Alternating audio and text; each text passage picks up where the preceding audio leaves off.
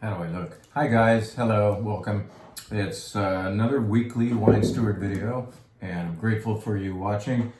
It's kind of takes the place of or enhances the email that we send out every week saying, hey, this is what we're doing in our wine bar. These are events that we have coming up, and yes, there are events coming up. We have some good news about events coming up. The email is something you read, the video is something you watch, and each of us observes in different ways, right?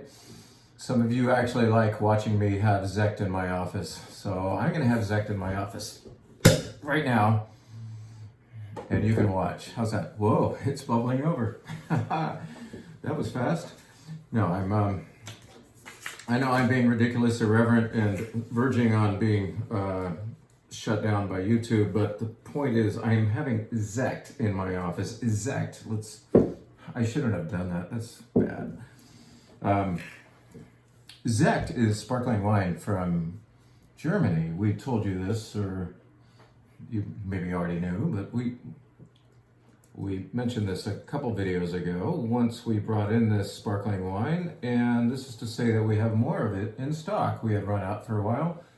But from the Schwarzhofburger, I think I'm saying that right, vineyard in Mosel, Germany, comes the best sparkling wine from Germany I've ever had. This is made like champagne, not in the big tank Charmat process like Prosecco, but with the second fermentation happening in bottle. And therefore it does cost a little more. It's well worth it. And I'm having Zect in my office. I just can't say that enough. Wow.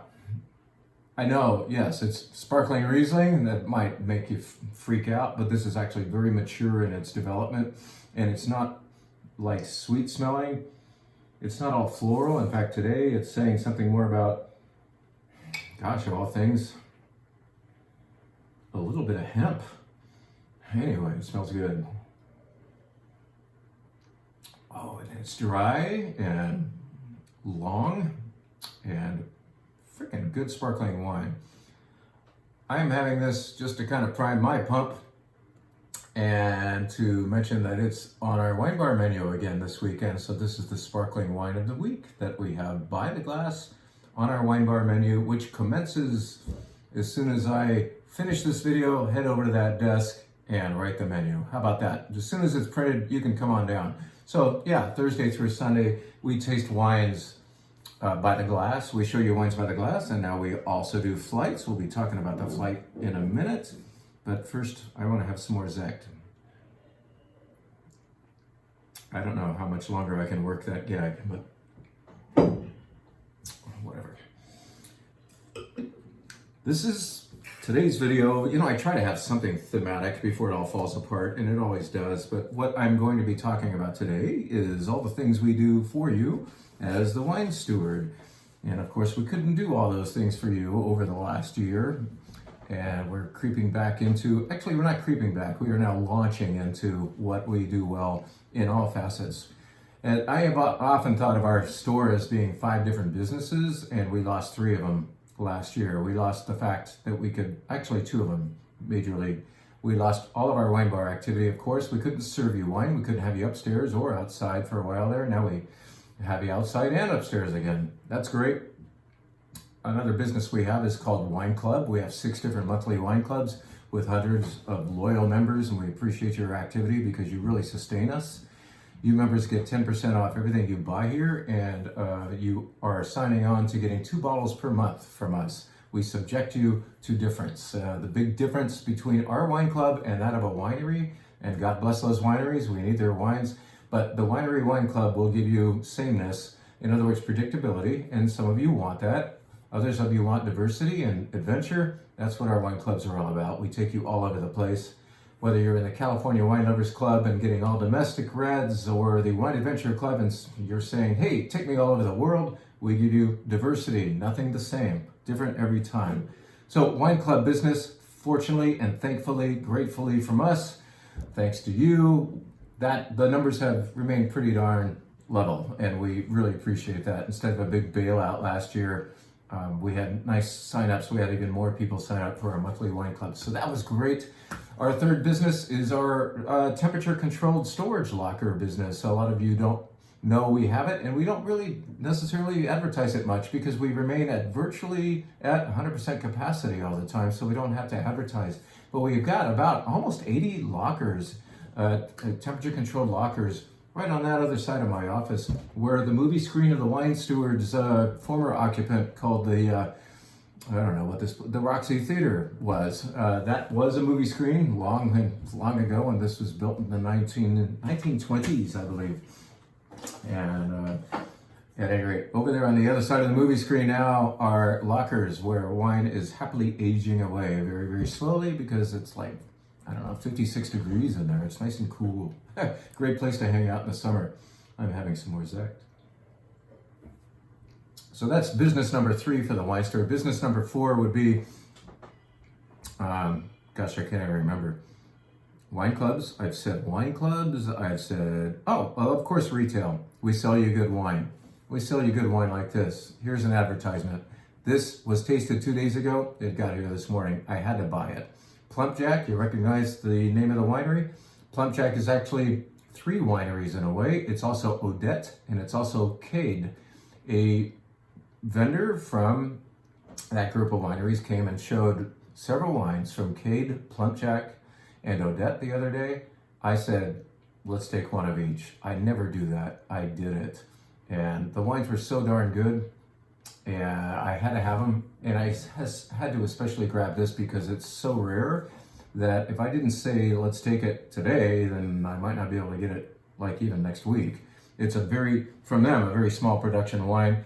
Syrah is not something everybody wants. Syrah is what everybody deserves to invest in understanding better. Syrah is a fantastic grape. It's one of the world's great grapes. Causes misunderstanding only because Syrah has this aptitude. Its gift is the ability to be different from different places, but that's what confuses the casual consumer. And so Syrah is not always embraced by people who don't think too hard about wine. I'm telling you that what you have here is made in hundreds, not thousands of cases, one of the greatest California Syrahs I've ever had from Plumpjack. We nailed a case. I hope we can get a little bit more after this sells out. It's not inexpensive, but those who are into this kind of wine, you need to pounce. This is wonderful. We also brought in Plumpjack Merlot, also a rarity, and also takes some bravery to buy great Merlot, but it is in fact one of the greatest Napa Valley Merlots I've ever had. Cade Sauvignon Blanc is here. Plumpjack Chardonnay is here. Adaptation, which is Odette's second label of Cabernet, also came in on the same invoice. So all of these wines shown to me the other day, I'll take one of each. That's us. We are retailers of very, very good wine based on tasting first. So that's why that was up here in front of you to start the video, including my little Zect act here. Oh man, that's nice. You should have this. It's good Zect. Very good Zect. Never have bad Zect. Always have good Zect. So, where shall we go from here? The 5th business. What is the 5th business? What did we lose last year entirely? One of our greatest sources of revenue, but forget that. It's not about the money. Of course it is. It sustains us. But what really sustains my interest in being here for over 20 years now is showing you wine the best way possible. And that means pouring wine for you, telling you about it, giving you some background, hearing back from you about what you think. And so there's dialogue, there's wine in your mouth. We get to tell you what you're about to have, what you're having, and what you've just had. So obviously we get the little sales pitch for you. But there's no better way to buy wine than to taste it first, right? And so these events allowed you to do that. And so I'm going to do an off-site event tomorrow. I'm heading to somebody's beautiful house, and I'm going to show high-end Cabernets. And I'm still choosing the lineup. I've got most of the wines chosen, but I said, can you send me a sample of Feather Cabernet? I said this to Lisa, and here it is under Coravin. I had the Coravin out because if I like this wine, I'm going to use the rest of it tomorrow. I'm going to pour no more than 1 or 2 bottles of this tomorrow. What is Feather? I'm going to put the label in front of you in just a second. I will first greedily pour it for myself to make sure. I asked for this sample to know whether it would be part of someone's private event tomorrow night. This is Feather Cabernet from Washington State. This is made by a guy named Randy Dunn. You might have heard of him because he is, in fact, the proprietor of Dunn Vineyards in the Napa Valley, and not just valley, but Howell Mountain above the Napa Valley. So Dunn has been making fabulous mountain wines forever, for decades, from the Napa Valley. And Randy Dunn was asked by Alan Shoup to come up and make a wine for Long Shadows Vineyards in Washington State. The cool thing about Long Shadows is it invites a different, great, famous, capable winemaker somewhere else in the world to come up and render a Washington State wine. So you've got Philippe Melka going up there and make a beautiful red blend called Pirouette.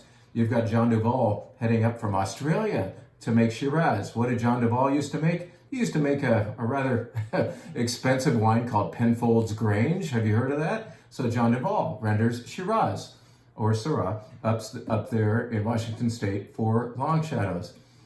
And the same way, Randy Dunn, Howell Mountain Cabernet maker, heads up and makes this really sturdy Cabernet. 97 points, maybe 96. I think it's 96 plus from Jeb Dunnick. We're not all about the scores, so I haven't got that memorized. But I'm thinking about using this tomorrow. I've got almost all the wines figured out, and here comes this sample. And I can tell you that I've already actually decided. I've already had a taste of it about an hour ago, and I'm saying this is super young. This is such a Dunn wine because Randy Dunn always makes structured, durable wines. They're not ever really ready for prime time when you see them on a shelf, but you buy it and put it down. You hide it from yourself like Monopoly money. You know? Did you ever do that?